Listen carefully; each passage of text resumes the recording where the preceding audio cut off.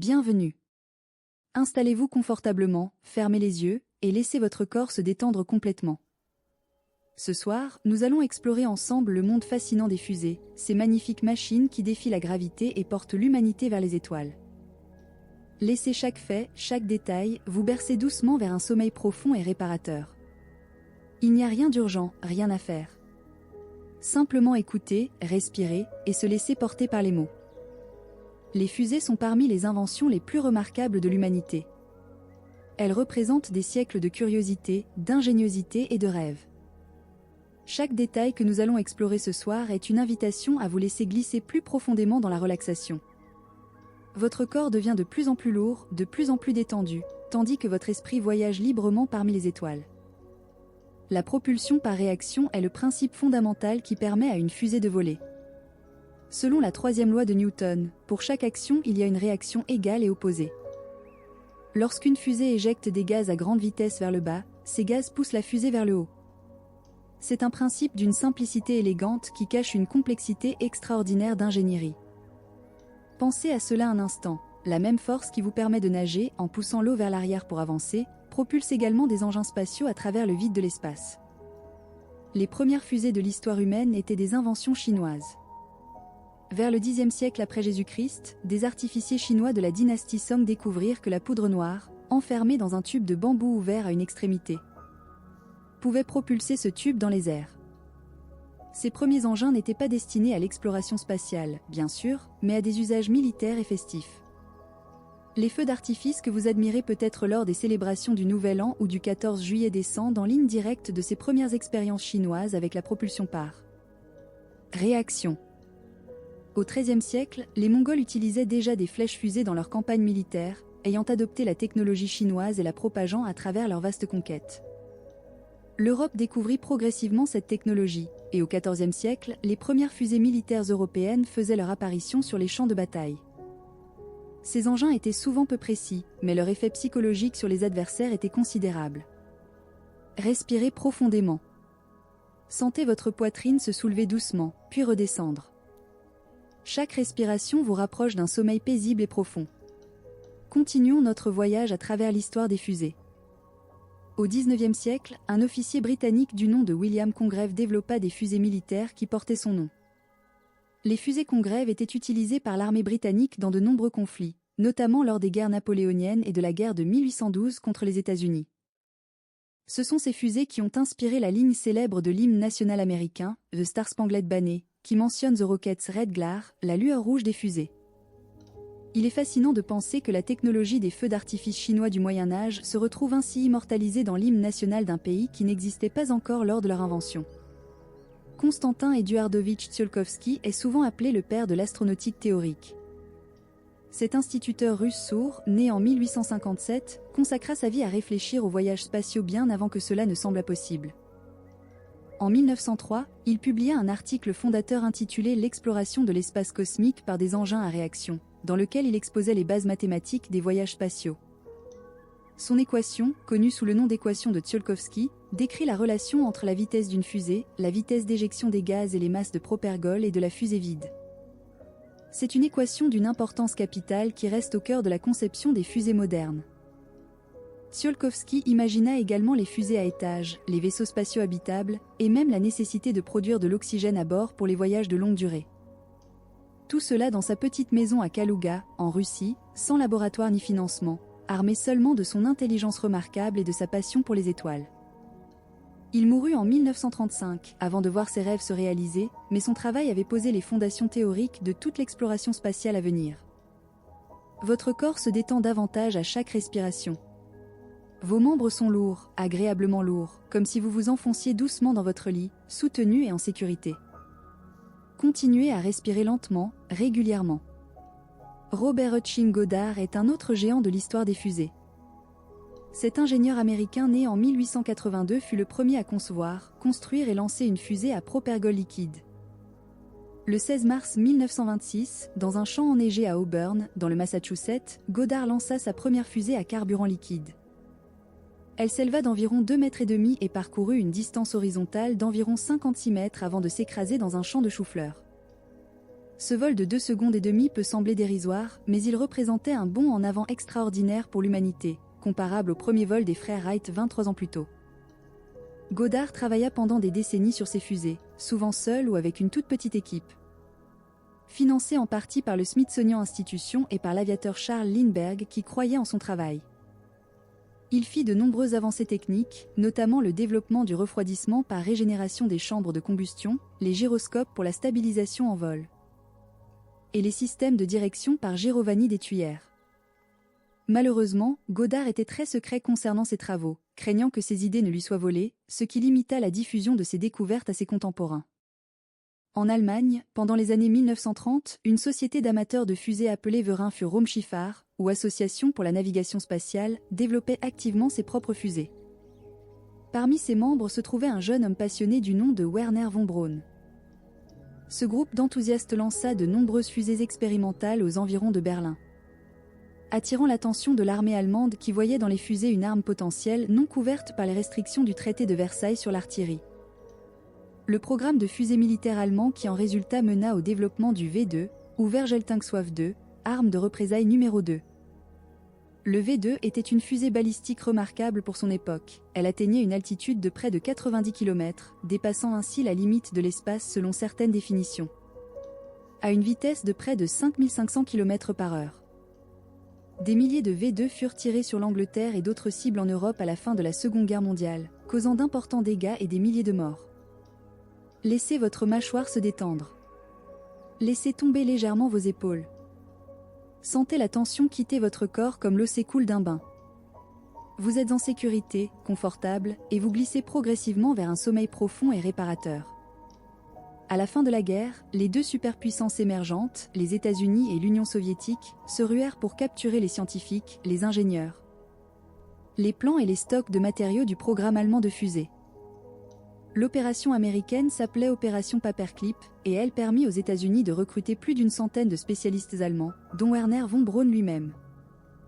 Von Braun et ses collègues continuèrent leur travail en Amérique, d'abord à Fort Bliss au Texas, puis à Huntsville en Alabama, où ils contribuèrent de manière déterminante au programme spatial américain. Du côté soviétique, un ingénieur du nom de Sergei Korolev devint le principal architecte du programme spatial. Korolev avait été emprisonné dans les camps de travail de Staline pendant plusieurs années, mais ses compétences exceptionnelles lui valurent d'être libéré pour travailler sur des projets militaires. C'était un homme d'une intelligence et d'une volonté extraordinaires, qui garda pendant des années son identité secrète pour des raisons de sécurité, n'étant désigné que sous le nom de concepteur en chef. Ce n'est qu'après sa mort en 1966 que son véritable rôle fut révélé au monde. La fusée R-7, conçue sous la direction de Korolev, fut le premier missile balistique intercontinental opérationnel du monde. Mais c'est son utilisation à des fins pacifiques qui allait changer l'histoire. Le 4 octobre 1957, une version modifiée de la R-7 plaça en orbite le premier satellite artificiel de la Terre, Sputnik. Ce petit objet métallique sphérique de 58 cm de diamètre et de 83 kg, équipé de 4 antennes radio, transmit son célèbre signal bip-bip pendant 21 jours avant que ses batteries ne s'épuisent. Il continua à orbiter pendant 3 mois avant de rentrer dans l'atmosphère et de se désintégrer. Le lancement de Sputnik provoqua un choc immense aux États-Unis. Pour la première fois, une puissance étrangère avait démontré la capacité de placer un objet en orbite, et donc potentiellement de lancer un missile nucléaire sur n'importe quel point du globe. La réponse américaine fut rapide. La NASA, l'Agence nationale de l'aéronautique et de l'espace, fut créée en 1958 et la course à l'espace était lancée. Votre respiration est lente et régulière. Vos yeux sont lourds. Vous sentez une chaleur douce et apaisante se répandre dans tout votre corps. Continuez à écouter, laissez-vous porter par ces faits apaisants sur les fusées et l'espace. Le premier être vivant à voyager dans l'espace fut une chienne soviétique du nom de Laika, lancée à bord de Sputnik 2 le 3 novembre 1957. Malheureusement, la technologie de l'époque ne permettait pas encore le retour de l'engin spatial sur Terre, et Laika mourut en orbite quelques heures après le lancement. Vraisemblablement à cause de la chaleur excessive dans la cabine. Elle devint néanmoins un symbole de l'exploration spatiale et est commémorée par un monument à Moscou. Après Laika, les Soviétiques envoyèrent plusieurs autres animaux dans l'espace avant d'y envoyer des humains.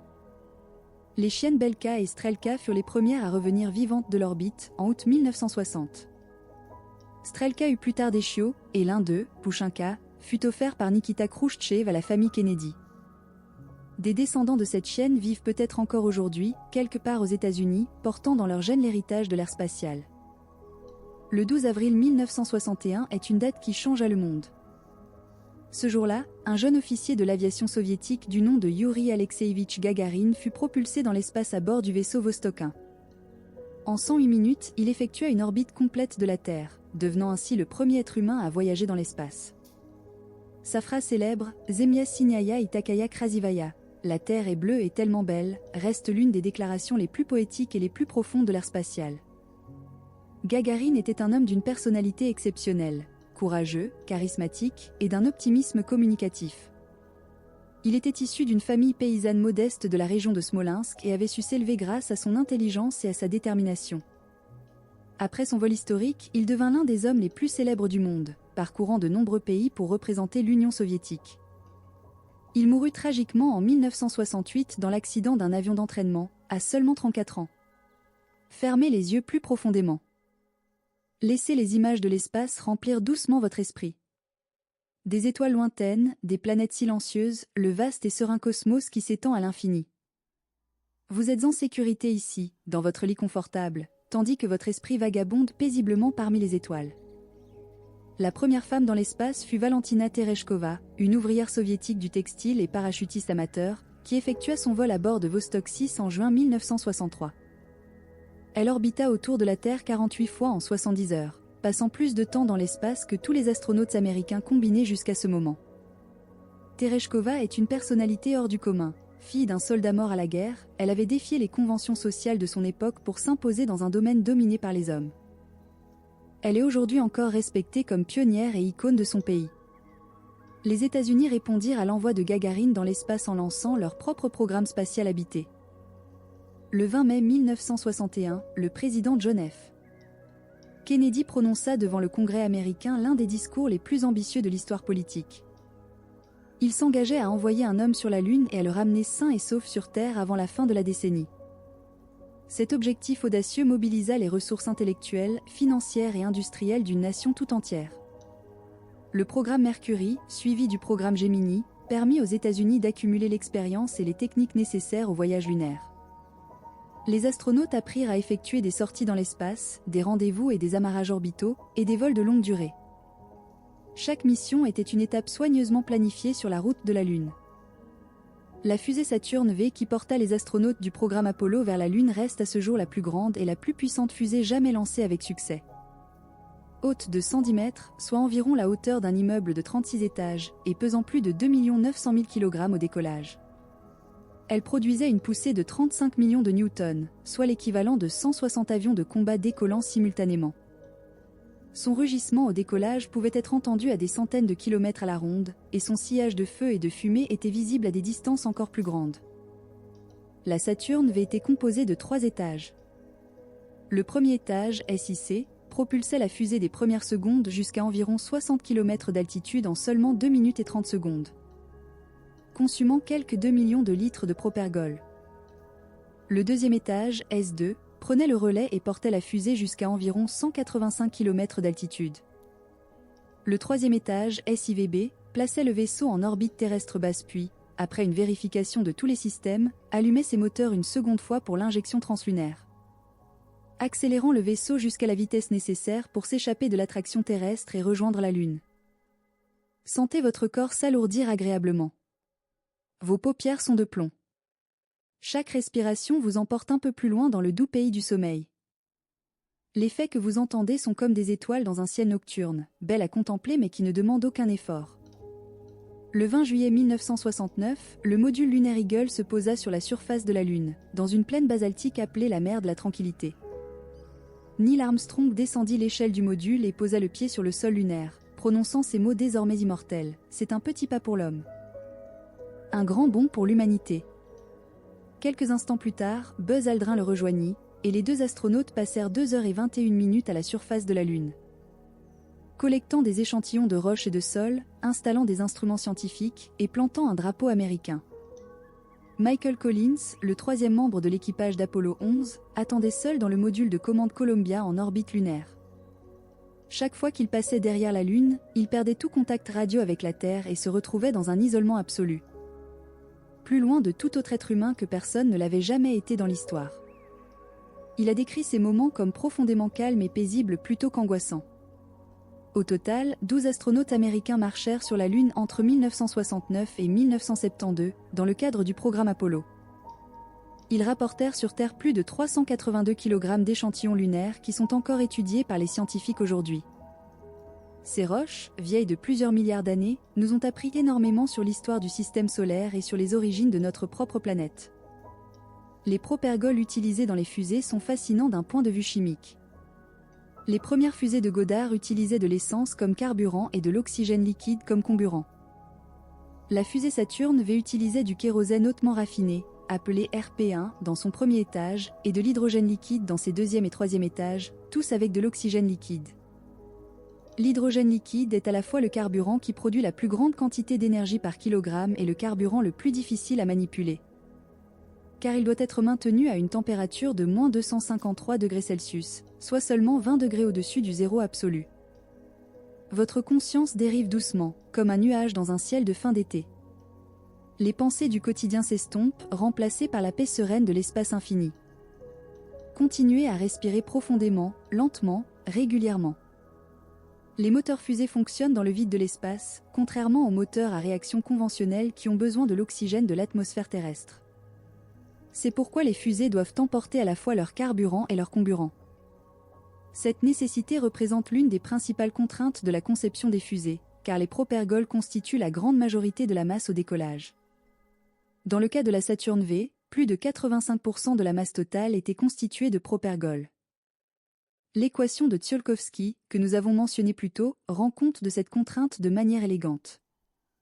Elle stipule que le changement de vitesse qu'une fusée peut atteindre est proportionnel à la vitesse d'éjection des gaz multipliée par le logarithme naturel du rapport de la masse initiale à la masse finale. En termes pratiques, cela signifie que pour atteindre des vitesses très élevées, il faut soit des propergols qui brûlent très rapidement et très efficacement, soit une fusée dont la quasi-totalité de la masse est constituée de propergols. C'est la raison pour laquelle les fusées à étage, qui abandonnent les réservoirs vides et les moteurs devenus inutiles à mesure de leur progression, sont bien plus efficaces que les fusées mono-étages. La poussée d'Archimède dans l'espace, bien sûr, n'existe pas. Il n'y a pas d'air pour porter les ailes d'un avion, pas de surface pour les roues d'une voiture. Dans l'espace, la seule façon de se déplacer est par propulsion par réaction. Et pourtant, dans le vide silencieux de l'espace, les fusées peuvent atteindre des vitesses inimaginables. La sonde Voyager 1, lancée en 1977, voyage actuellement à environ 61 000 km/h dans l'espace interstellaire, au-delà des confins de notre système solaire. Après les succès du programme Apollo, les deux superpuissances orientèrent leurs programmes spatiaux vers des objectifs différents. L'Union soviétique se concentra sur les stations spatiales, développant successivement les programmes Salyut et Mir.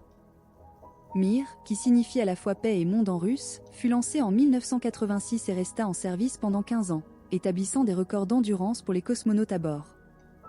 Le cosmonaute russe Valery Polyakov y établit le record du plus long séjour ininterrompu dans l'espace, 437 jours et demi, soit presque 1 an et 3 mois.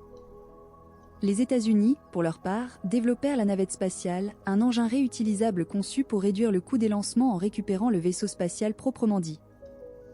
La navette, composée de l'orbiteur, d'un réservoir externe et de 2 propulseurs d'appoint à propergol solide, fut opérationnelle de 1981 à 2011. Elle effectua en tout 135 missions, permettant notamment la construction de la Station spatiale internationale et le déploiement et la réparation du télescope spatial Hubble. Vos pensées s'allègent comme des plumes. Votre esprit est calme, votre corps détendu. Vous respirez doucement, et chaque expiration emporte un peu plus de tension loin de vous. Le télescope Hubble, déployé par la navette Discovery en 1990, a révolutionné notre compréhension de l'univers. Bien qu'il ait initialement souffert d'un défaut de fabrication dans son miroir principal, une mission de réparation en 1993 lui donna la vision cristalline pour laquelle il est célèbre. Depuis lors, Hubble a observé des galaxies lointaines, des nébuleuses où naissent de nouvelles étoiles, des trous noirs, des exoplanètes et une multitude d'autres phénomènes cosmiques. Ces images ont non seulement fait avancer la science, mais ont aussi changé la façon dont l'humanité perçoit sa place dans l'univers. La Station spatiale internationale, ou ISS, est l'un des projets de coopération internationale les plus ambitieux jamais réalisés. Elle fut construite sur une période de 13 ans, de 1998 à 2011, par les agences spatiales des États-Unis, de Russie, d'Europe, du Japon et du Canada. Elle pèse environ 420 tonnes, s'étend sur 109 mètres dans sa plus grande dimension, et contient un volume habitable équivalent à celui d'une maison de 6 pièces. Elle orbite la Terre à une altitude d'environ 400 km, effectuant environ 16 orbites par jour. Ce qui signifie que ses occupants voient 16 levers et couchers de soleil en 24 heures. L'ISS a été continuellement habité depuis novembre 2000. Des centaines d'astronautes et de cosmonautes provenant de 19 pays différents y ont séjourné, contribuant à des milliers d'expériences scientifiques dans des domaines aussi variés que la biologie, la physique, l'astronomie, la météorologie et la médecine. La vie en apesanteur présente des défis physiologiques importants. Les os et les muscles s'affaiblissent en l'absence de gravité. Le liquide cérébrospinal se redistribue vers la tête, causant parfois des problèmes de vision, et le système immunitaire peut être affecté. Ces recherches sur les effets de l'espace sur le corps humain sont cruciales pour préparer les futurs voyages vers Mars et au-delà. La réutilisabilité des fusées est l'un des défis majeurs de l'exploration spatiale moderne. Si une compagnie aérienne devait jeter ses avions après chaque vol, le prix des billets serait astronomique. La même logique s'applique aux fusées. Pendant longtemps, l'immense majorité des fusées n'était utilisée qu'une seule fois, leurs étages tombant dans l'océan ou se désintégrant dans l'atmosphère après usage. La navette spatiale américaine était partiellement réutilisable, mais sa maintenance entre les vols s'avéra extrêmement coûteuse. Laissez vos bras s'alourdir.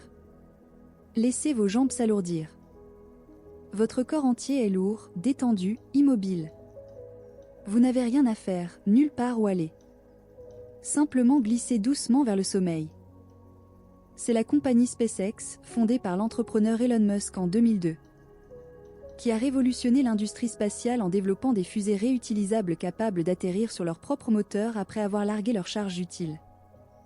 Le premier atterrissage réussi d'un premier étage de fusée Falcon 9 eut lieu le 22 décembre 2015, à Cap Canaveral en Floride.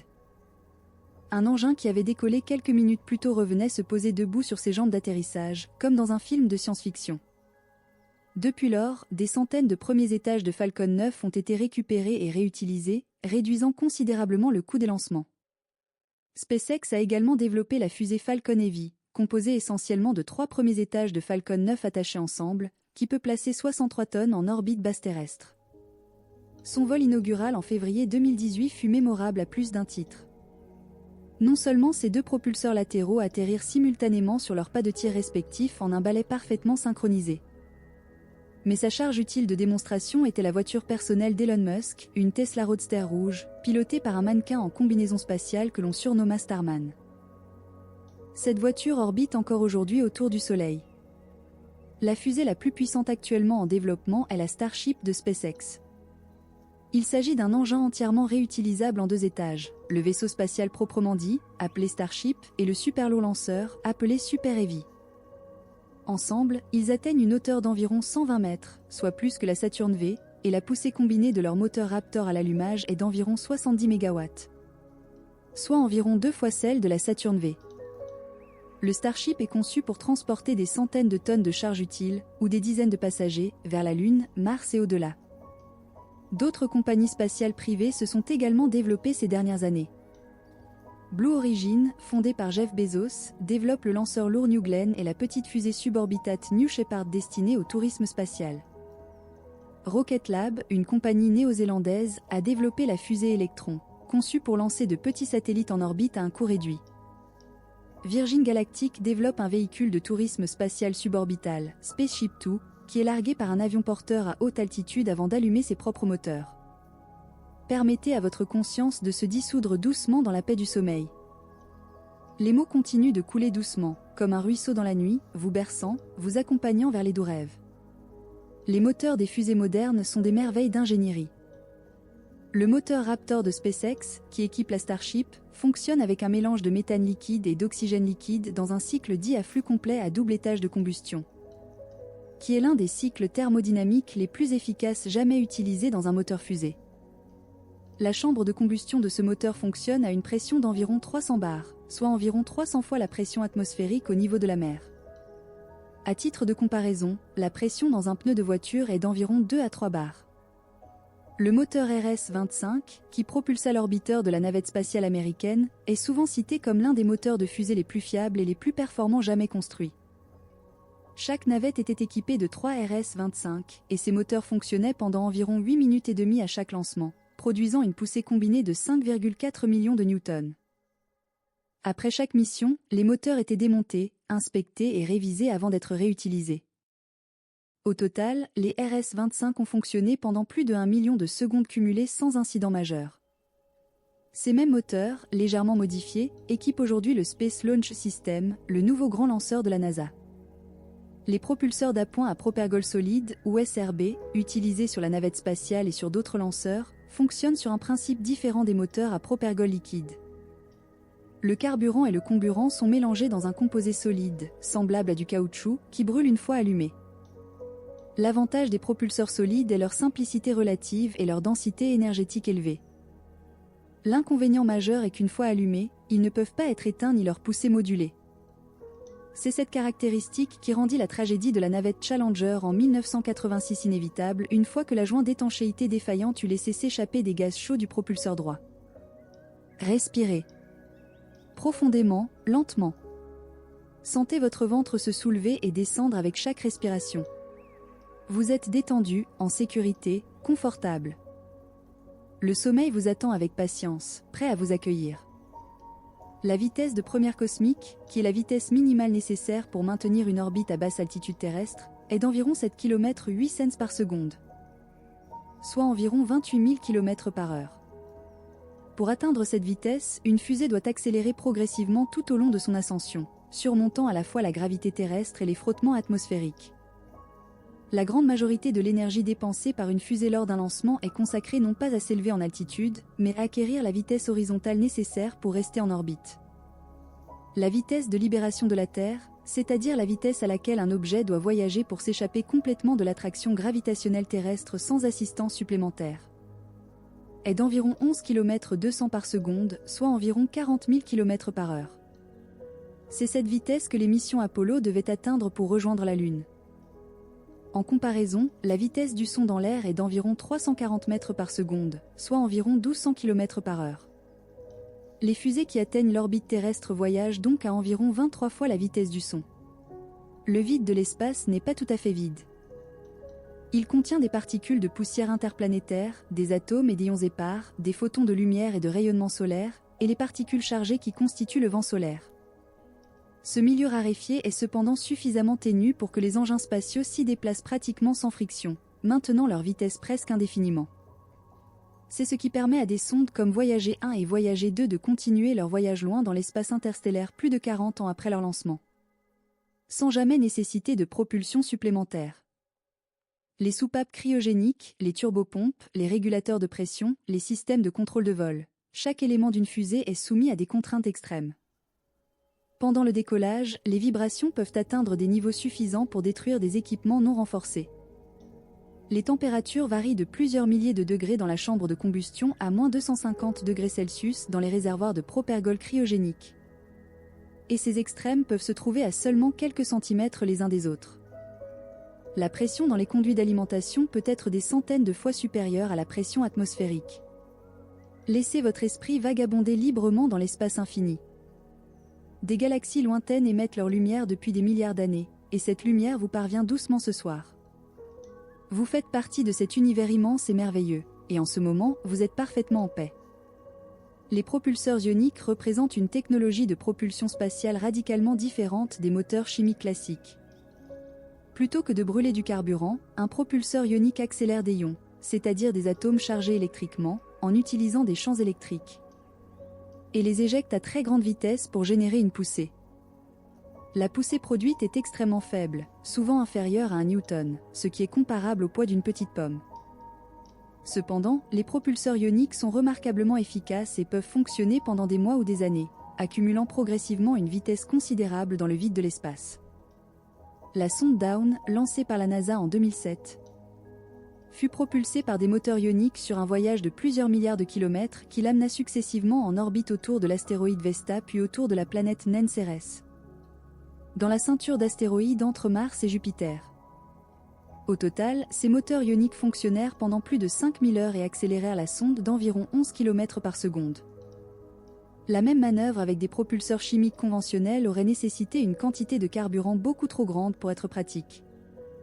Hayabusa, une sonde de l'agence spatiale japonaise JAXA lancée en 2003, utilisa elle aussi des propulseurs ioniques pour effectuer un voyage remarquable vers l'astéroïde Itokawa. Malgré de nombreuses avaries en cours de route, la sonde réussit à se poser brièvement sur l'astéroïde et à ramener des échantillons sur Terre en 2010. C'était la première fois dans l'histoire que des échantillons d'un astéroïde avaient été rapportés sur notre planète. Les voiles solaires représentent une autre approche de la propulsion spatiale, qui n'utilise aucun carburant mais exploite la pression de radiation exercée par les photons solaires. Bien que cette pression soit extrêmement faible, une voile de grande surface peut accumuler une poussée significative sur de longues périodes. Le concept existe depuis des siècles. Kepler lui-même avait noté que les queues des comètes étaient toujours dirigées à l'opposé du Soleil, et avait correctement déduit que la pression de la lumière solaire en était responsable. La sonde LightSail 2 de la Planetary Society, une organisation à but non lucratif fondée par Carl Sagan, fit la démonstration en 2019 qu'une petite voile solaire pouvait effectivement modifier l'orbite d'un engin spatial.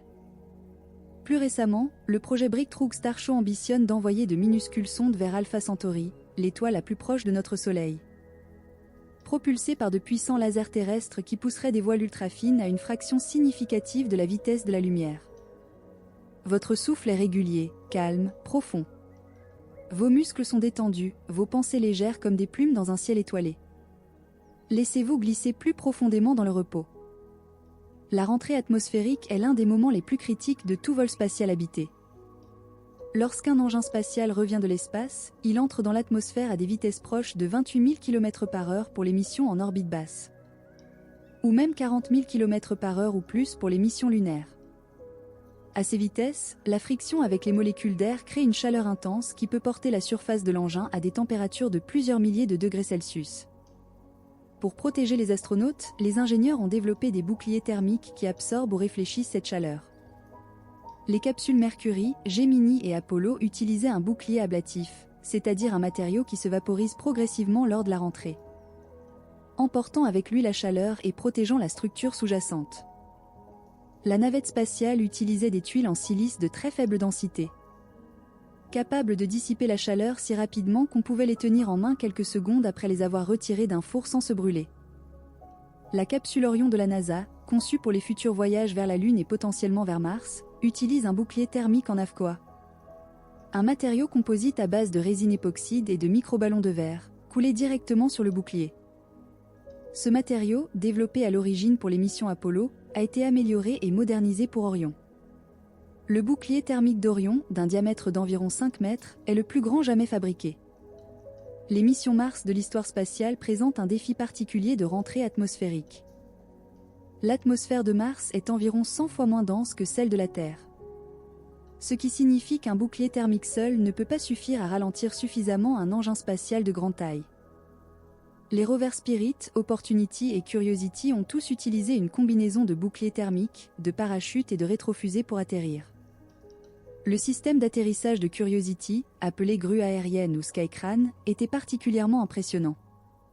Un module de propulsion planait à quelques mètres au-dessus de la surface et descendit le rover au bout de câble comme une grue, avant de s'envoler et de s'écraser à une distance sûre.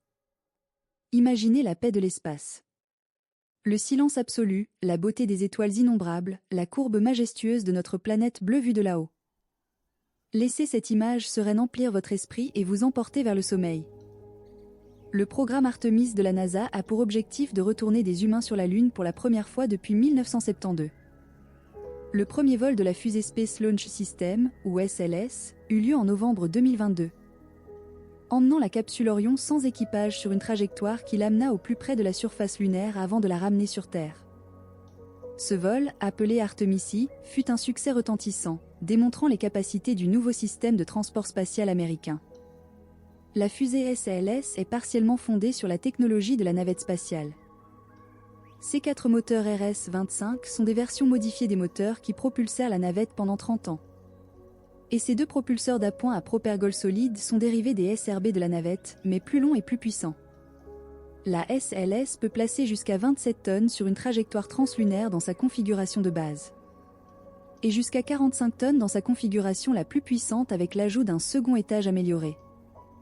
En parallèle des grandes agences spatiales gouvernementales, une nouvelle génération d'entreprises spatiales privées transforme l'industrie. Des centaines de petites compagnies développent des microsatellites, des nanosatellites et même des picosatellites capables d'accomplir des missions utiles à une fraction du coût des satellites traditionnels. Ces petits engins, souvent guère plus grands qu'une boîte à chaussures, peuvent mesurer les conditions atmosphériques, surveiller les cultures agricoles, fournir un accès à Internet dans les zones reculées ou observer les phénomènes géophysiques. Le développement des constellations de satellites à basse orbite est l'une des évolutions les plus significatives de l'industrie spatiale ces dernières années. SpaceX déploie sa constellation Starlink, qui vise à fournir un accès Internet au débit dans le monde entier à partir d'environ 12 000 satellites en orbite basse. Amazon prévoit une constellation similaire appelée QIP. OneWeb, une compagnie britannique, déploie sa propre constellation. Ces milliers de satellites brillants, visibles à l'œil nu la nuit, ont suscité des préoccupations chez les astronomes professionnels qui voient leurs observations perturbées par les traînées lumineuses de ces engins. Laissez votre corps se fondre dans le confort de votre lit. Il n'y a rien à faire, rien à penser, rien à décider. Simplement être là, détendu, en paix, en route vers le sommeil. La pollution spatiale, ou débris orbitaux, représente l'un des défis environnementaux de l'ère spatiale. Depuis le lancement de Spoutnik en 1957, les humains ont lancé des milliers d'engins spatiaux, et les épaves de ces missions s'accumulent en orbite. On estime qu'il y a actuellement environ 27 000 objets de plus de 10 cm en orbite terrestre, suivis et catalogués par les autorités américaines et autres. Mais il y a peut-être des centaines de milliers d'objets plus petits qui ne peuvent pas être suivis et qui représentent néanmoins un danger réel pour les engins spatiaux en opération. Un morceau de métal de la taille d'un centime d'euro voyageant à 7 km par seconde a une énergie cinétique comparable à une balle de pistolet. Une collision avec un tel fragment peut causer des dégâts importants, voire catastrophiques. En 2009, un satellite de télécommunications américain Iridium entra en collision avec un satellite militaire russe désaffecté, créant un nuage de débris de plusieurs milliers de pièces. Le scénario dit de Kessler, théorisé par l'astrophysicien Donald Kessler en 1978, décrit une réaction en chaîne catastrophique où les collisions créent des débris qui causent plus de collisions, rendant potentiellement certaines orbites inutilisables pour des générations. L'exploration de Mars a connu un véritable âge d'or depuis le début du XXIe siècle. La NASA a déployé plusieurs rovers sur la surface martienne, Spirit et Opportunity en 2004, Curiosity en 2012 et Perseverance en 2021. Ces robots géologues ont arpenté la surface de Mars, analysé ses roches et son sol, et cherché des signes d'une vie passée ou présente. L'atmosphère de Mars, composée à plus de 95% de dioxyde de carbone, est trop raréfiée pour être respirable par les humains, mais suffisamment dense pour permettre l'utilisation de parachutes lors de l'atterrissage. Curiosity a découvert que l'ancienne Mars disposait de liquide en surface, dans un environnement potentiellement habitable pour des formes de vie microbiennes. Perseverance, plus récent, équipé d'instruments encore plus sophistiqués, est à la recherche de biosignatures dans des sédiments déposés par une ancienne rivière. Il a également emporté un petit hélicoptère baptisé Ingenuity, qui est devenu le premier engin motorisé à voler sur une autre planète. Vos yeux se ferment. Votre respiration se ralentit encore. Le monde extérieur s'éloigne doucement, et vous entrez dans l'espace calme et protégé du sommeil. La Chine est devenue une puissance spatiale majeure au cours des 2 dernières décennies. L'Agence spatiale nationale chinoise, fondée en 1993, a accompli des progrès remarquables. La mission Chang'e 4, lancée en 2018, fut la première à se poser sur la face cachée de la Lune, établissant un relais de communication via un satellite au point de Lagrange L2 pour maintenir le contact avec la Terre. Cette face cachée de la Lune est perpétuellement tournée vers l'espace, loin de toute interférence radio de la Terre, ce qui en fait un endroit idéal pour certaines observations astronomiques. Le rover lunaire chinois Yutu-2 établit le record de longévité des rovers lunaires, dépassant le record précédent détenu par le rover soviétique Lunokhod 1. La mission Chang'e 5, lancée en 2020, ramena sur Terre des échantillons du sol lunaire, faisant de la Chine seulement le 3e pays à avoir accompli cet exploit après les États-Unis et l'Union soviétique. La Chine a également lancé sa propre station spatiale, Tiangong, dont la construction est achevée depuis 2022. Cette station, plus petite que l'ISS mais entièrement construite et gérée par la Chine, démontre la maîtrise croissante du pays dans les technologies spatiales. L'ISRO, l'agence spatiale indienne, a elle aussi réalisé de remarquables succès, notamment la mission Mangalyaan qui plaça un satellite en orbite martienne dès le premier essai. À un coût remarquablement bas, démontrant que l'exploration spatiale n'est plus l'apanage exclusif des superpuissances. Les télescopes spatiaux ont transformé notre vision de l'univers. Le télescope spatial James Webb, lancé le 25 décembre 2021, est pleinement opérationnel depuis 2022. Observe l'univers dans l'infrarouge et peut voir des objets beaucoup plus distants et plus anciens que son prédécesseur Hubble. Ces premières images, publiées en juillet 2022, révélèrent des milliers de galaxies dans une minuscule portion de ciel. Certaines datant de moins de quelques centaines de millions d'années après le Big Bang. Le télescope James Webb se trouve au point de Lagrange L2, à environ 1 500 000 km de la Terre dans la direction opposée au Soleil.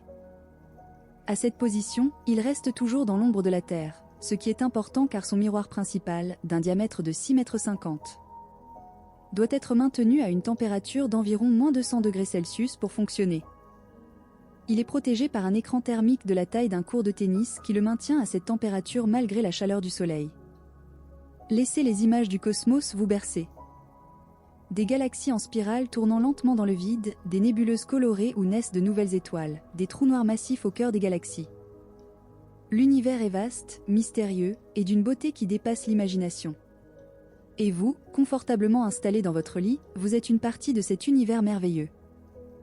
Les exoplanètes, ou planètes situées en dehors de notre système solaire, sont devenues un domaine de recherche extraordinairement actif depuis la découverte de la première exoplanète confirmée autour d'une étoile de type solaire en 1995. Le télescope Kepler, lancé en 2009, a découvert plus de 2000 exoplanètes en observant les diminutions infinitésimales de la lumière des étoiles lorsqu'une planète passe devant elle. Son successeur, le TESS, Transiting Exoplanet Survey Satellite, lancé en 2018, continue ce travail. Parmi les milliers d'exoplanètes découvertes, certaines se trouvent dans la zone habitable de leur étoile, c'est-à-dire à une distance telle que l'eau liquide pourrait exister en surface. La planète Proxima b, qui orbite autour de Proxima Centauri, l'étoile la plus proche de notre Soleil à seulement 4 années-lumière de distance, est l'une de ces candidates. La question de savoir si des formes de vie existent ailleurs dans l'univers reste l'une des plus profondes et des plus fascinantes de la science. La physique des fusées nous a appris que voyager entre les étoiles serait extraordinairement difficile. Même à une fraction significative de la vitesse de la lumière, le voyage vers Alpha Centauri prendrait plusieurs années. Avec les technologies de propulsion chimique actuelles, un tel voyage prendrait des dizaines de milliers d'années. Les concepts pour des vaisseaux interstellaires incluent des propulseurs ioniques de très grande puissance, des voiles à la pression lumineuse, des moteurs à fusion nucléaire, et même le concept théorique du moteur à antimatière. La matière et l'antimatière s'annihilent mutuellement lors de leur contact, libérant une quantité d'énergie extraordinaire selon l'équation E égale mc carré d'Einstein. Un gramme d'antimatière annihilé avec un gramme de matière libérerait autant d'énergie qu'une explosion de 180 tonnes de TNT. Malheureusement, la production d'antimatière est actuellement extraordinairement inefficace et coûteuse, et il n'existe pas de méthode connue pour la stocker en quantité significative. La nuit est calme. Les étoiles brillent doucement dans le ciel sombre. Votre corps est lourd et confortable. Votre esprit dérive doucement vers le sommeil, porté par ces faits merveilleux sur les fusées et l'espace. Le son des moteurs fusées est fascinant à décrire. Lors du lancement d'une Saturne V, le niveau sonore près de la base de lancement était si intense, environ 200 décibels, qu'il aurait pu causer des dommages matériels sans les mesures d'atténuation mises en place. L'un des systèmes anti-acoustiques les plus remarquables est le déluge d'eau qui inonde le pas de tir au moment de l'allumage des moteurs. Des centaines de milliers de litres d'eau sont libérés en quelques secondes, créant un nuage de vapeur blanc qui amortit les vibrations acoustiques et protège la structure du pas de tir. Les flammes éjectées par les moteurs de la Saturne V atteignaient une longueur de plus de 150 mètres et brillaient avec une intensité telle qu'elle ne pouvait pas être regardée directement à l'œil nu. La chaleur dégagée à quelques centaines de mètres de la base de lancement était suffisante pour faire fondre de nombreux matériaux. C'est pourquoi les reporters et les photographes de presse devaient se tenir à plusieurs kilomètres de distance pour couvrir les lancements.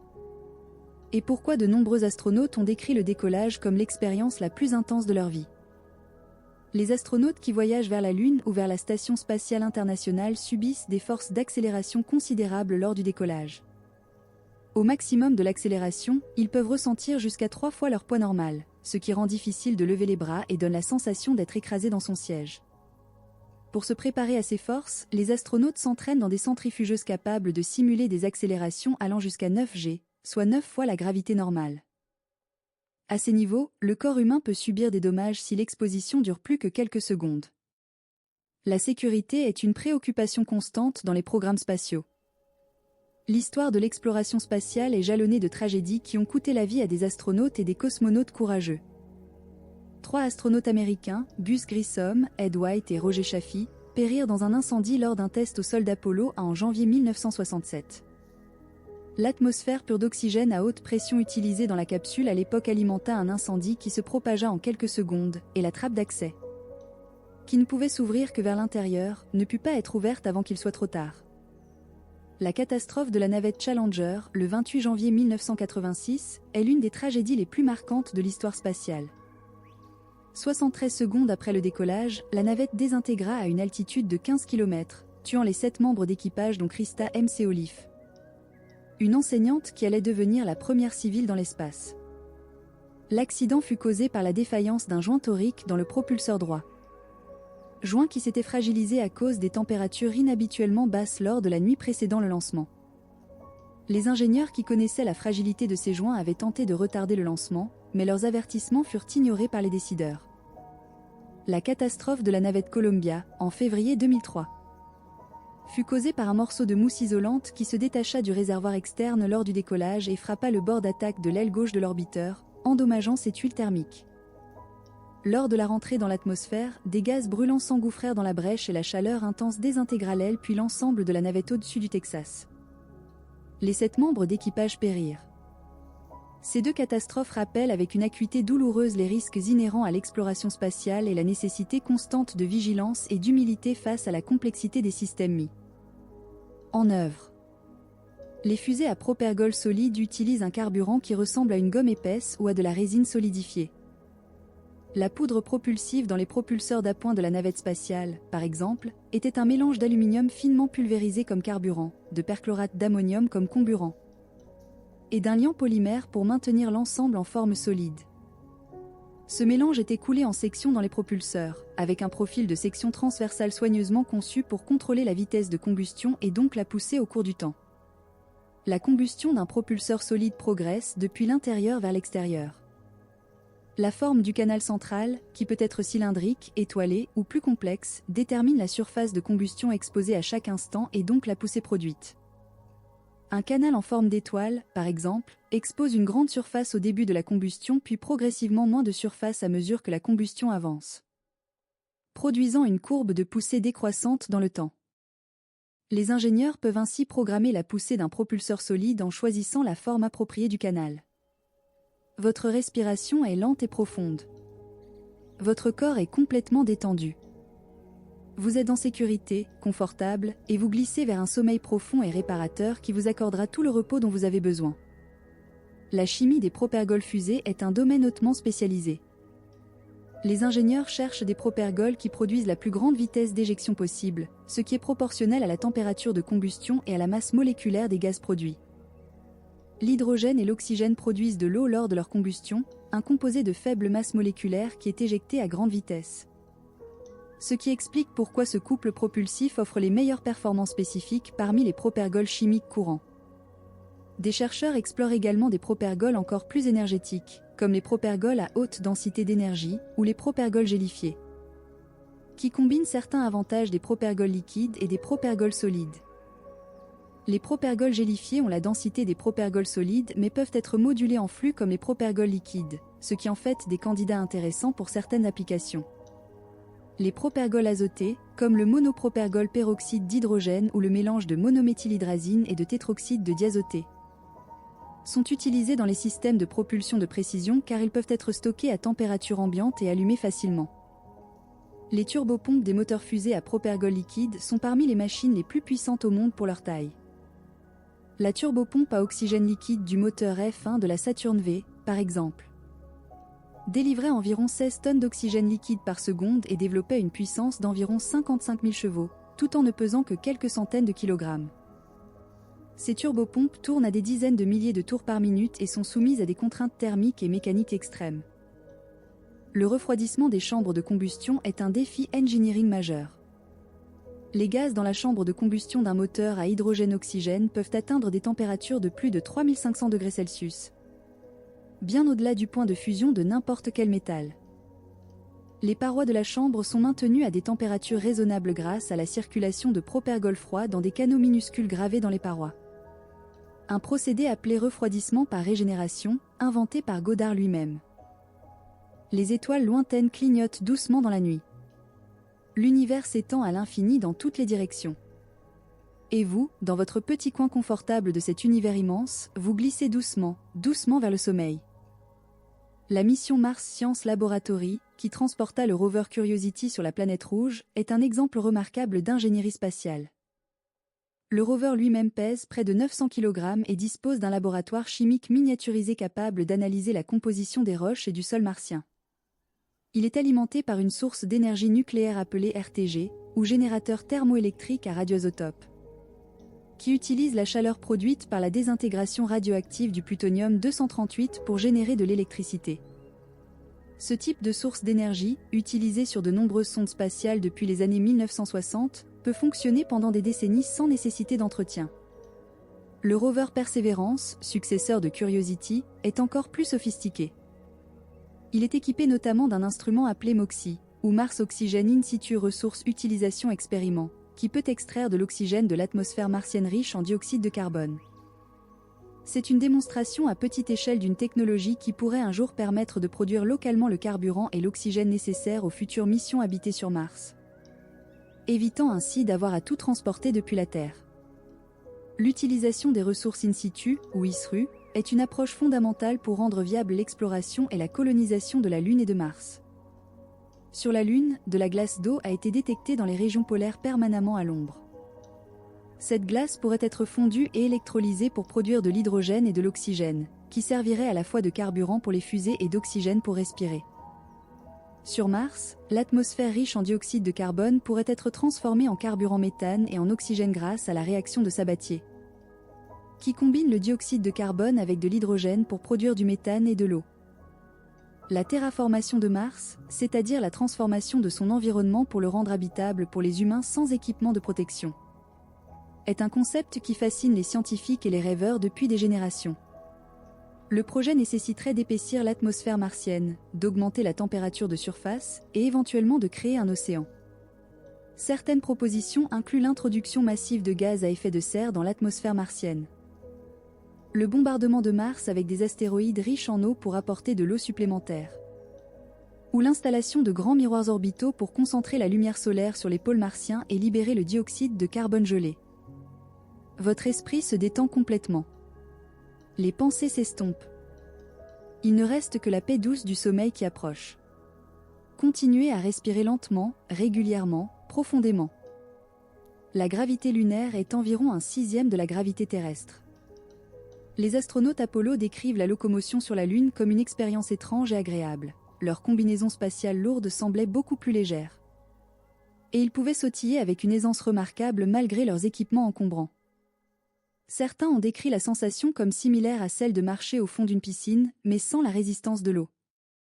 La surface de la Lune est couverte d'une couche de poussière finement broyée appelée régolithe, produite par des milliards d'années de bombardements météoritiques et d'exposition au rayonnement cosmique.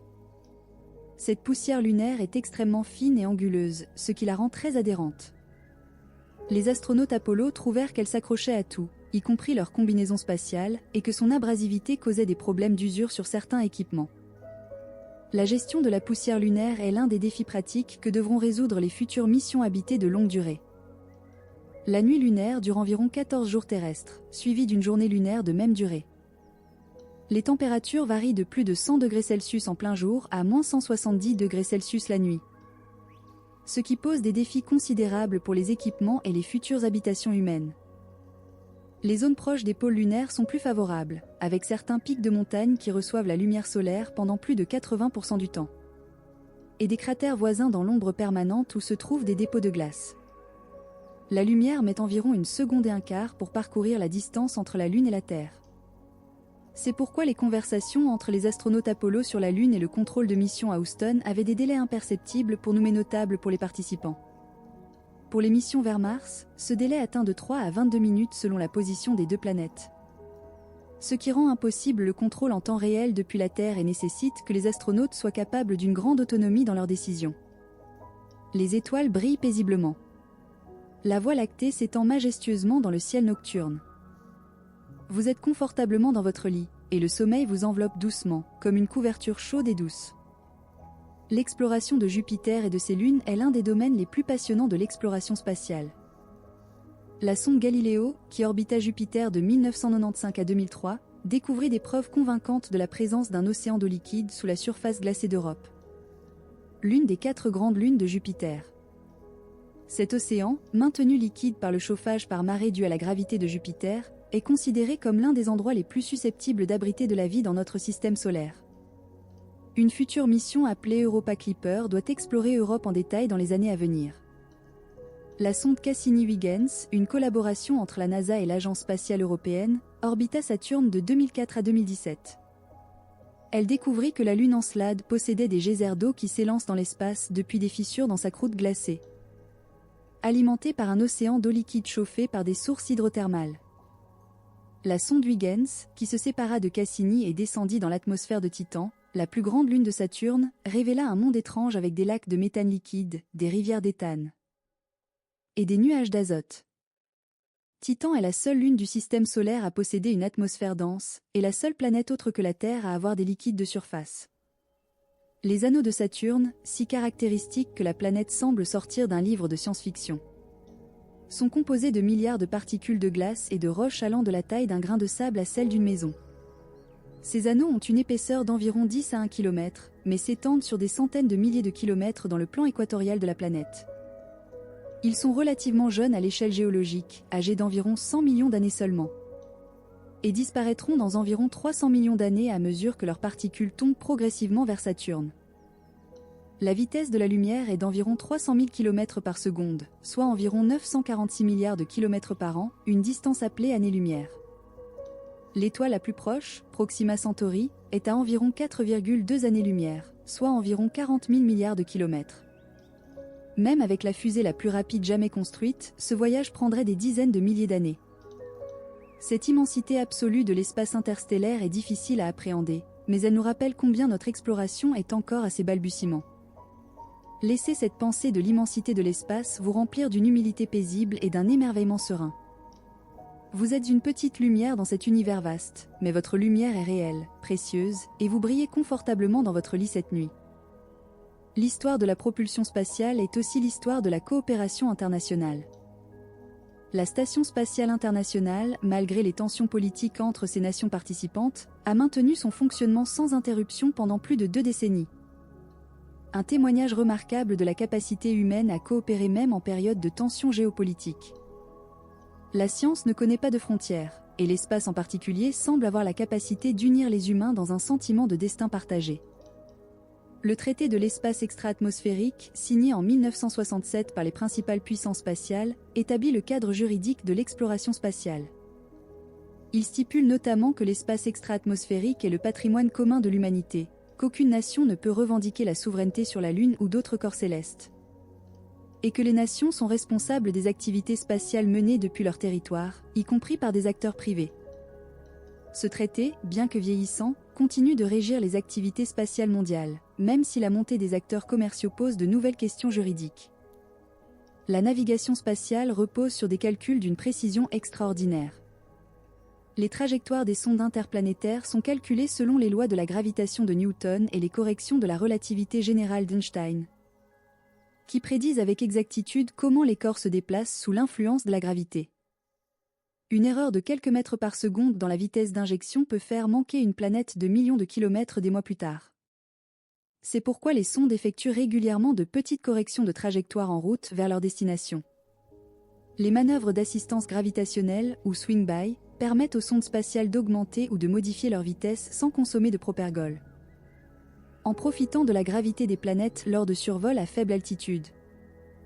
La sonde Voyager 2, lancée en 1977, utilisa une série de tels survols de Jupiter, Saturne, Uranus et Neptune pour accomplir le grand tour des planètes géantes avec une efficacité énergétique qu'aucun propulseur chimique n'aurait pu égaler. New Horizons, qui survola Pluton en 2015, utilisa elle aussi Jupiter comme lance-pierre gravitationnel pour accélérer vers la ceinture de Kuiper. Votre respiration est profonde et régulière. Votre esprit est calme, votre corps lourd et détendu. Le sommeil est proche, très proche maintenant. Laissez-vous aller. Le bruit est l'une des caractéristiques les plus mémorables d'un lancement de fusée. Les témoins d'un lancement proche décrivent une sensation physique intense, les vibrations qui traversent le sol, qui résonnent dans la poitrine, qui semblent ébranler les os eux-mêmes. Des voitures ont eu leurs vitres brisées par les vibrations à plusieurs kilomètres de distance. Le rugissement des moteurs est si puissant qu'il se propage non seulement par l'air mais aussi par le sol lui-même, comme un tremblement de terre. Et pourtant, dans l'espace, à quelques centaines de kilomètres d'altitude, il n'y a aucun son. Le vide ne transporte pas les ondes sonores, et les astronautes dans leurs vaisseaux spatiaux ne peuvent entendre que les sons transmis par leur structure, les cliquetis des systèmes mécaniques, le bourdonnement des ventilateurs de leur système de survie. À l'extérieur, lors d'une sortie extravéhiculaire, le silence est absolu, total, d'une profondeur que l'on ne peut rencontrer nulle part sur Terre. La combinaison spatiale est un engin extraordinairement sophistiqué, qui est en elle-même un petit vaisseau spatial. Elle doit maintenir la pression atmosphérique autour du corps de l'astronaute, fournir de l'oxygène pour respirer, éliminer le dioxyde de carbone expiré.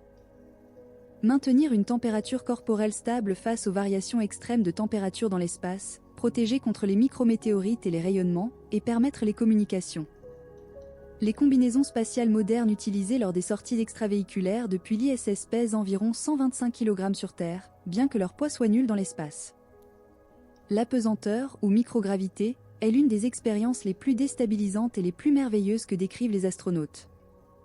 Les premières heures dans l'espace, de nombreux astronautes souffrent du mal des transports spatiaux, dont les symptômes sont similaires à ceux du mal de mer.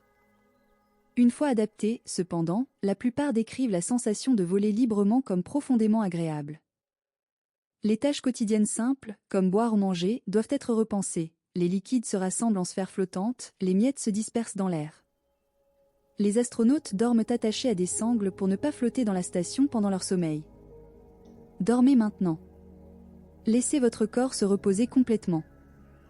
Laissez votre esprit se libérer de toutes les pensées. Vous avez entendu tant de choses merveilleuses sur les fusées, sur l'espace, sur les étoiles. Laissez tout cela flotter doucement dans votre esprit endormi, comme une douce musique, comme le clapotis de l'eau sur une plage au crépuscule.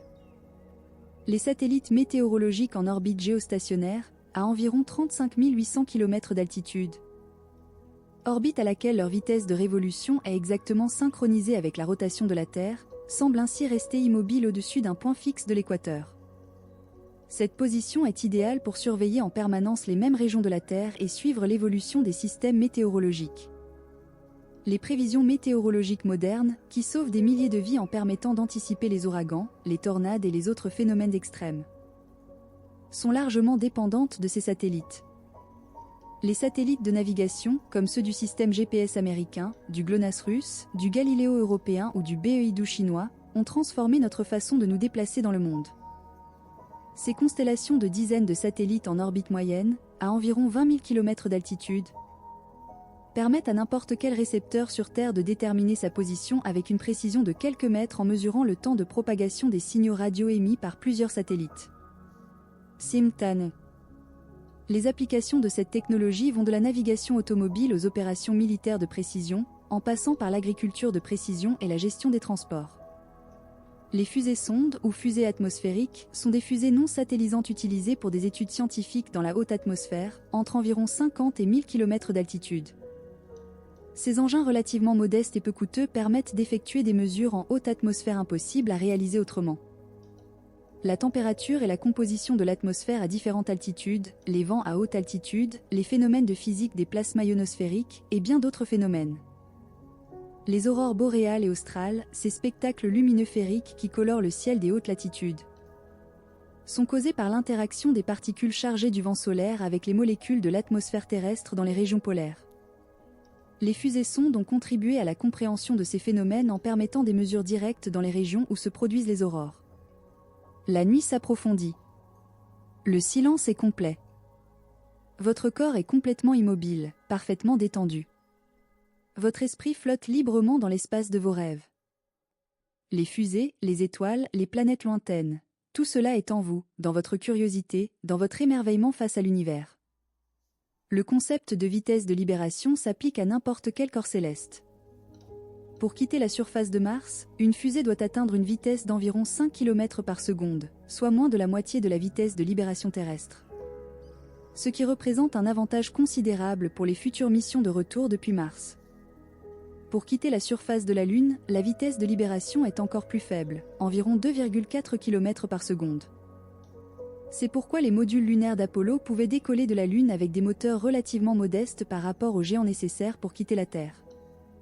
Les astéroïdes de la ceinture principale, qui orbitent entre Mars et Jupiter, sont les restes de la formation du système solaire il y a environ 4,5 milliards d'années. Contrairement à ce que l'on pourrait imaginer, la ceinture principale n'est pas un obstacle dense pour les sondes spatiales. Les astéroïdes y sont si espacés que les sondes la traversent sans danger. Cérès, le plus grand corps de la ceinture principale avec un diamètre d'environ 940 km, est si massif qu'il est classifié comme planète naine.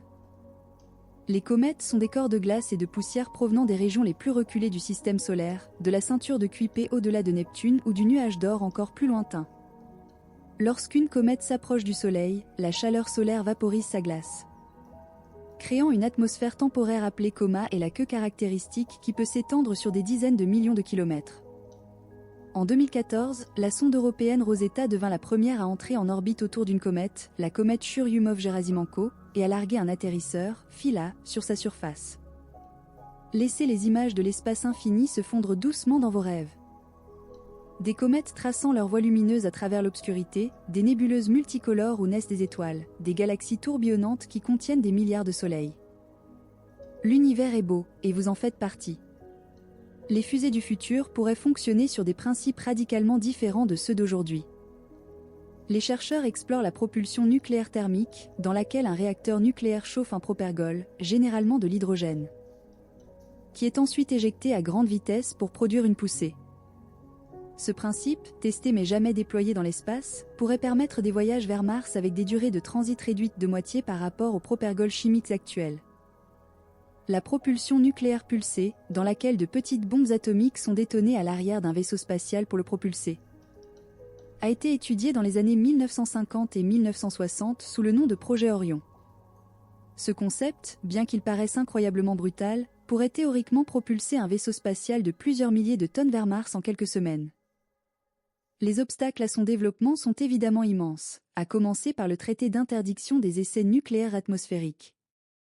Les propulseurs à plasma, qui accélèrent des ions ou des particules de plasma à très grande vitesse à l'aide de champs électromagnétiques, offrent une grande efficacité pour les missions de longue durée dans le système solaire.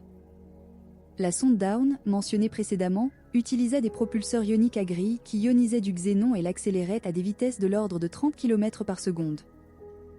Des propulseurs à plasma encore plus avancés, comme le propulseur Vasimre, promettent des performances encore meilleures. Les voiles magnétiques sont un concept qui utilise un champ magnétique artificiel généré par des bobines supraconductrices pour interagir avec le vent solaire et en extraire de l'énergie de propulsion. De la même façon qu'une voile à vent exploite l'énergie du vent.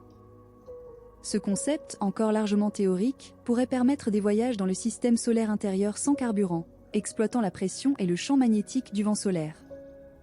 Votre sommeil est profond et paisible. Votre respiration est lente, régulière, apaisante. Vous reposez profondément, et ces histoires de fusées et d'espace continuent de flotter doucement dans votre conscience endormie, comme de belles musiques qui accompagnent vos rêves. Les fusées ont une histoire et un futur. Depuis les premières fusées de bambou des artificiers chinois jusqu'aux imposants lanceurs qui portent aujourd'hui des êtres humains vers les étoiles. Elles représentent l'aspiration fondamentale de l'humanité à dépasser ses limites, à explorer l'inconnu, à comprendre sa place dans l'univers. Chaque lancement est une victoire de l'intelligence et de la créativité humaine sur les forces naturelles qui nous retiennent sur Terre. Et pourtant, même au milieu de ces exploits extraordinaires, il y a une humilité fondamentale dans l'exploration spatiale. Chaque sonde, chaque vaisseau, chaque astronaute nous rappelle à quel point notre monde est petit dans l'immensité du cosmos. La Terre, vue depuis l'espace, est une bille bleue délicate, fragile et précieuse, flottant dans le vide noir de l'espace. Cette perspective, que l'astronaute Edgar Mitchell appela l'effet aperçu, a transformé profondément tous ceux qui ont eu la chance de voir notre planète depuis l'extérieur.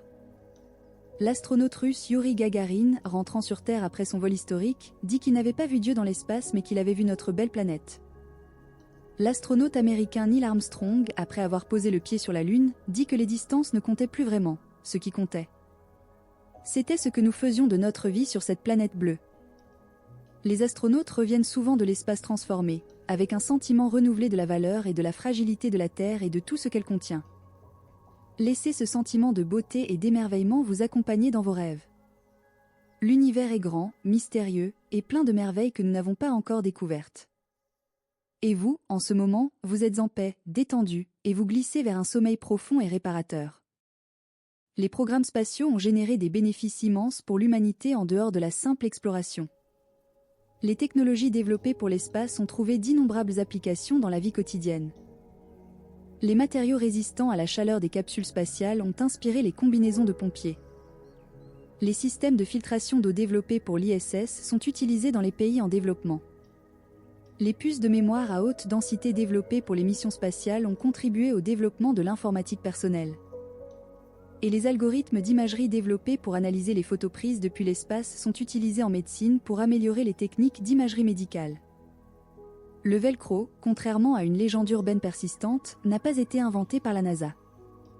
Il fut inventé par l'ingénieur suisse Georges de Mestral dans les années 1940, inspiré par la façon dont les bardanes s'accrochaient à ses vêtements lors de promenades en forêt. Cependant, la NASA l'adopta et en popularisa l'usage dans les combinaisons spatiales et les équipements de vol. En revanche, beaucoup d'autres innovations sont directement liées aux programmes spatiaux. Les matelas à mémoire de forme, inventés par les ingénieurs de la NASA pour absorber les chocs lors des décollages et des atterrissages, sont maintenant présents dans des millions de foyers. Les grilles de protection anti-choc dans les casques de sport découlent des recherches sur la protection des astronautes. Les capteurs d'images CMOS utilisés dans les appareils photo numériques et les smartphones furent développés en partie grâce aux recherches menées pour les caméras spatiales. Vos yeux sont fermés. Votre corps est immobile. Votre respiration est lente et régulière. Vous dormez, ou vous êtes sur le point de dormir, bercé par ces faits apaisants sur les merveilles des fusées et de l'espace. La vision nocturne de la Terre depuis l'espace est une image saisissante. Les villes brillent comme des nébuleuses lumineuses sur le fond sombre des continents et des océans. Les autoroutes tracent des lignes de lumière dans l'obscurité. Les éclairs des orages éclairent les nuages de l'intérieur. Les aurores australes et boréales créent des rideaux de lumière verte, rouge et violette aux pôles. La Voie lactée, invisible depuis la plupart des villes terrestres à cause de la pollution lumineuse, se déploie dans toute sa splendeur dans le ciel sans atmosphère. Les astronautes qui vivent à bord de l'ISS voient 16 levers de soleil par jour. 16 fois, le bord de la Terre s'illumine d'orange et de rouge alors que le soleil émerge de l'ombre de la planète. 16 fois, il plonge dans l'obscurité de la face nocturne de la Terre. Cette cadence inhabituellement rapide du jour et de la nuit perturbe les rythmes circadiens naturels des astronautes, qui doivent maintenir un horaire de sommeil artificiellement fixe, indépendamment du cycle solaire externe. La communication entre l'ISS et le sol s'effectue via un réseau de satellites relais appelé TDRSS, Tracking and Data Relay Satellite System. Ces satellites en orbite géostationnaire servent d'intermédiaires entre la station et les stations de contrôle au sol, permettant une communication quasi continue malgré le mouvement de la station autour de la Terre.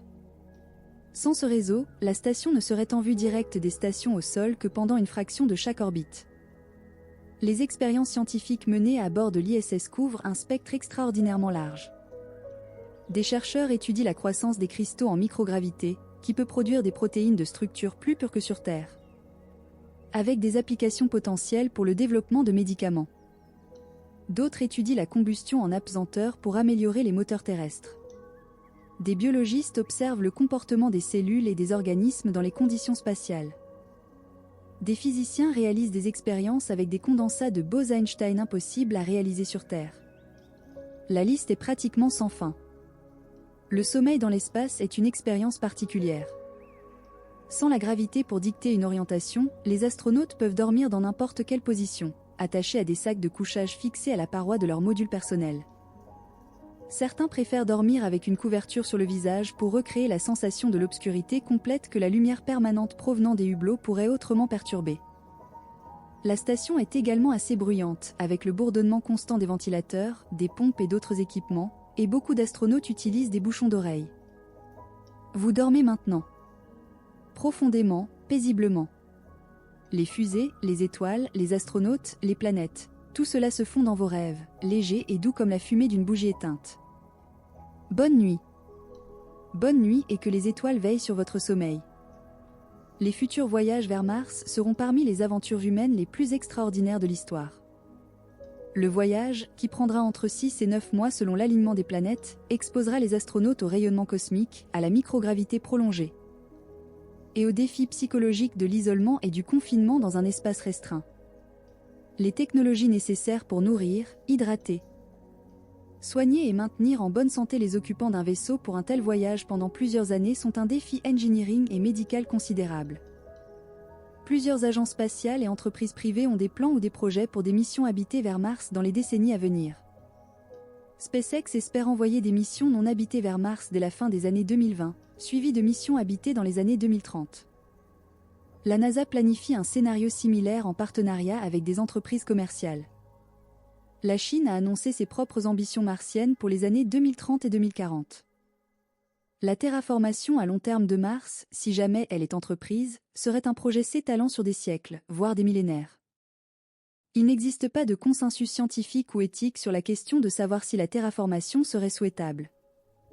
Si Mars héberge des formes de vie, même microbiennes, la transformer radicalement pourrait détruire ces formes de vie, ce qui soulèverait des questions éthiques profondes. Si Mars est stérile, la terraformation ne poserait pas ce problème moral, mais représenterait un défi technique colossal. Les ondes gravitationnelles, prédites par la relativité générale d'Einstein en 1916, ont été détectées pour la première fois en septembre 2015 par les détecteurs LIGO aux États-Unis. Ces minuscules ondulations de l'espace-temps, produites par la fusion de deux trous noirs massifs à plus d'1 milliard d'années-lumière, provoquèrent une déformation de l'espace-temps si infime que les détecteurs durent mesurer des changements de longueur inférieure à 1/1000 de la taille d'un proton pour les détecter. Cette découverte ouvrit une nouvelle fenêtre sur l'observation de l'univers, complémentaire à toutes les formes de rayonnement électromagnétique. Vous reposez dans le silence de la nuit. Votre respiration est profonde et lente. Vos rêves sont doux et tranquilles. Les étoiles brillent quelque part au-dessus de vous, dans le ciel infini, silencieux et éternel. Le fond diffus cosmologique, ou rayonnement fossile, est la lumière la plus ancienne de l'univers, émise environ 380 000 ans après le Big Bang. Lorsque l'univers s'est suffisamment refroidi pour que les atomes se forment et que la lumière puisse voyager librement pour la première fois. Cette lumière, qui a été décalée vers les longueurs d'onde des micro-ondes par l'expansion de l'univers pendant les 13,8 milliards d'années qui se sont écoulées depuis, a été cartographiée avec une précision exquise par les satellites COBE, WMA et Planck. Les minuscules variations de température dans ce fond diffus nous renseignent sur la structure à grande échelle de l'univers et sur ses paramètres cosmologiques fondamentaux. La matière noire et l'énergie noire sont deux des plus grands mystères de la cosmologie moderne. La matière noire, ainsi nommée parce qu'elle n'émet ni n'absorbe de lumière visible, représenterait environ 27% de l'énergie totale de l'univers mais n'a jamais été détectée directement. Son existence est inférée à partir de ses effets gravitationnels sur la matière visible. Les galaxies tournent trop vite pour être maintenues ensemble par la gravité de leur seule matière visible. L'énergie noire, encore plus mystérieuse, représenterait environ 68% de l'énergie de l'univers et serait responsable de l'accélération de son expansion. La pluralité des mondes, l'idée que l'univers puisse contenir d'autres formes de vie, d'autres civilisations, peut-être même d'autres formes d'intelligence, est l'une des idées les plus anciennes et les plus persistantes de l'histoire de la pensée humaine. Des philosophes grecs de l'Antiquité aux astronomes de la Renaissance, des romanciers de science-fiction aux astronomes modernes. L'idée que nous ne sommes peut-être pas seuls à fasciner et troubler les êtres humains. Le projet SETI, Search for Extraterrestrial Intelligence, cherche depuis les années 1960 des signaux radio artificiels en provenance d'autres civilisations. Sans succès jusqu'à présent mais sans désespérer. Bonne nuit. Laissez les étoiles vous garder. Laissez les fusées de votre imagination sillonner le cosmos infini tandis que vous dormez profondément, paisiblement, confortablement. Vous vous réveillerez demain reposé, serein, et peut-être un peu plus merveilleux devant l'immensité et la beauté de l'univers dans lequel nous avons la chance d'exister. Les étoiles à neutrons sont parmi les objets les plus denses de l'univers.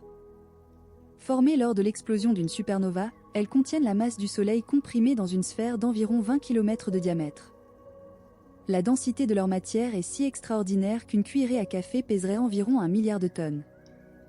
Certaines étoiles à neutrons, appelées pulsars, émettent des faisceaux de rayonnement qui balaient l'espace comme des phares. Avec une régularité telle que les premiers astronomes à en découvrir crurent un instant avoir détecté des signaux de civilisation extraterrestre. Les trous noirs sont des régions de l'espace-temps où la gravité est si intense que rien, pas même la lumière, ne peut s'en échapper une fois passé la limite appelée horizon des événements.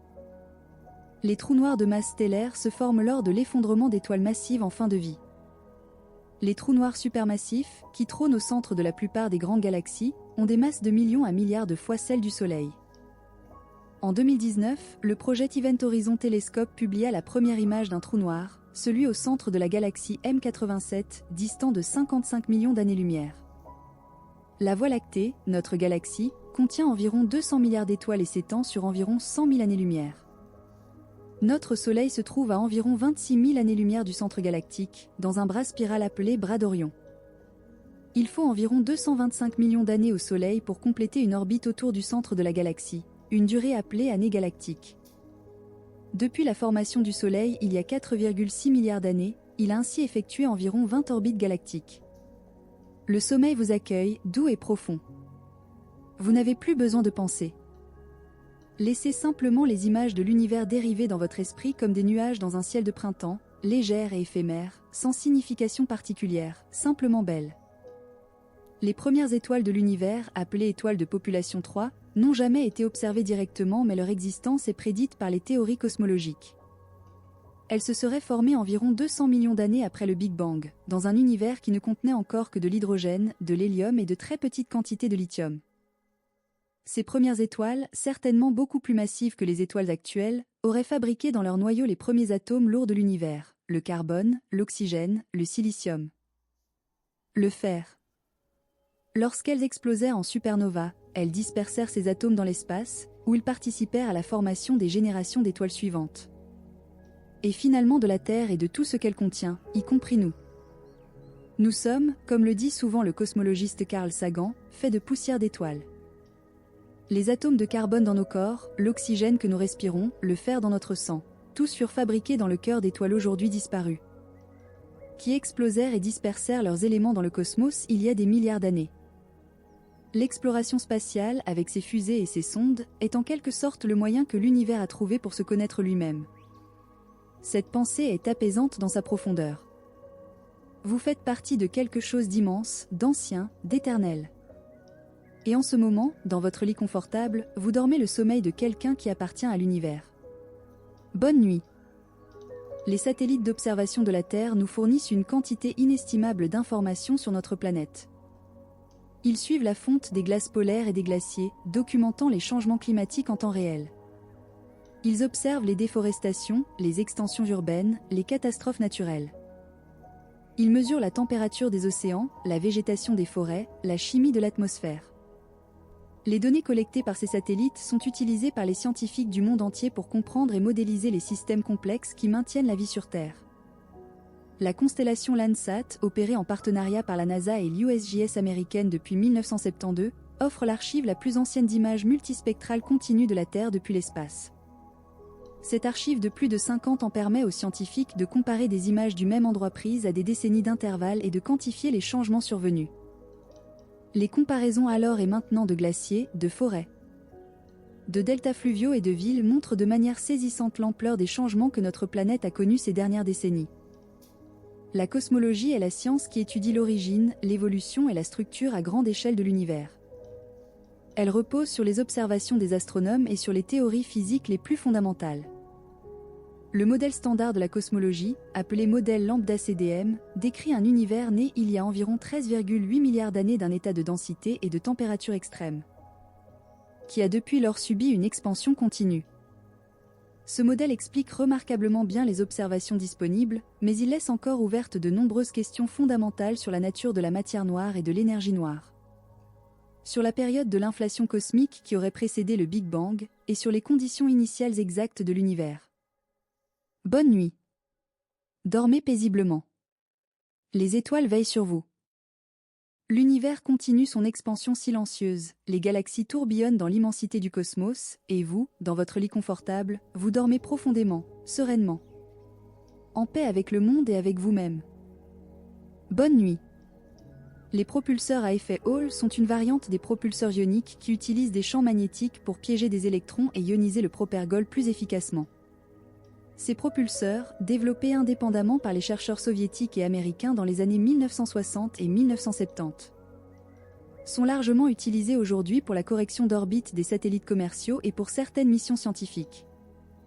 Le propulseur PPS 1350 de SNECMA, développé en France, propulsa la sonde européenne SMART-1 vers la Lune en 2003 à 2006 dans le cadre d'une démonstration technologique.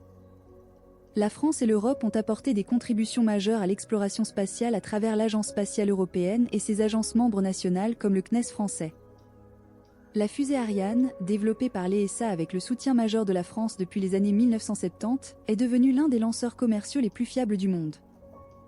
Le centre spatial guyanais de Kourou, en Guyane française, est l'un des meilleurs sites de lancement au monde grâce à sa proximité de l'équateur, qui permet de bénéficier de la vitesse de rotation de la Terre pour économiser du carburant lors des lancements vers les orbites géostationnaires. Ariane 5, la version qui a assuré le service depuis 1997 jusqu'à son retrait en 2023, fut un lanceur lourd extrêmement fiable, avec un taux de succès supérieur à 95% sur l'ensemble de sa carrière.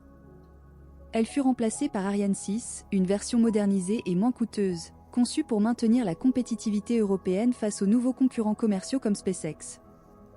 L'Europe a également développé la fusée légère Vega pour les petites charges utiles, et collabore avec la Russie sur le lanceur Soyouz qui peut être lancé depuis Kourou. La sonde Rosetta de l'ESA, qui orbita la comète Churyumov-Gerasimenko entre 2014 et 2016, est l'une des missions scientifiques les plus ambitieuses de l'histoire spatiale. Après un voyage de 10 ans et plusieurs assistances gravitationnelles autour de la Terre et de Mars, Rosetta atteignit la comète et envoya l'atterrisseur Phila à sa surface. Bien que Phila atterrit à l'ombre d'une falaise et manqua d'énergie solaire pour fonctionner longtemps, les données collectées par Rosetta elles-mêmes révolutionnèrent notre compréhension des comètes. En 2016, après avoir accompagné la comète jusqu'au périhélie et au-delà, Rosetta fut délibérément dirigée vers la surface de la comète pour une fin de mission spectaculaire. La mission Cassini-Huygens, mentionnée précédemment, révéla que les anneaux de Saturne contenaient de l'eau, ce qui est cohérent avec des théories selon lesquelles il pourrait provenir d'une ancienne lune qui fut détruite par les forces de marée. La sonde plongea délibérément dans l'atmosphère de Saturne en septembre 2017 pour éviter de contaminer Encelade ou Titan avec des microbes terrestres qui auraient pu survivre à bord pendant son long voyage. Ce sacrifice volontaire de la sonde pour protéger la pureté scientifique des lunes potentiellement habitables est un exemple du soin avec lequel les scientifiques abordent les questions de protection planétaire. Votre sommeil se creuse encore davantage. Chaque respiration vous emporte plus loin dans les profondeurs du repos. L'effet sur l'espace et les fusées flottent doucement dans votre conscience comme des bulles remontant vers la surface d'un lac calme, légère et éphémère. La protection planétaire est une discipline qui s'efforce d'éviter la contamination des corps célestes par des organismes terrestres lors des missions spatiales, et inversement d'éviter que des organismes extraterrestres éventuels ne soient introduits sur Terre par les retours de mission.